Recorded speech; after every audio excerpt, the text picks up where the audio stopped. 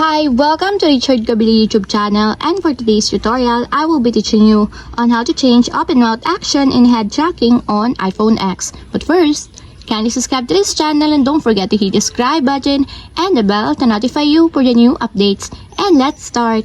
Using your iPhone X from your home screen, first go to Settings.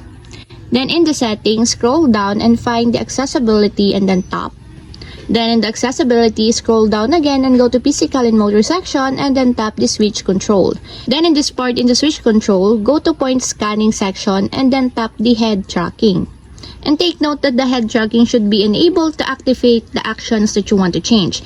And then after that, in the head tracking, go to action sections and then tap the open mouth.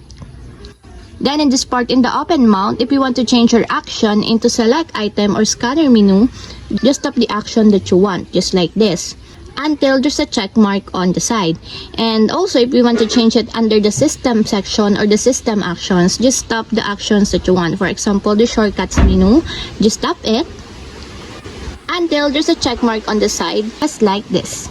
And that's it. We have successfully changed open mouth action in head tracking on iPhone X. If you have a question, can you comment down below, and don't forget to hit the subscribe button and the bell to notify you for the new updates.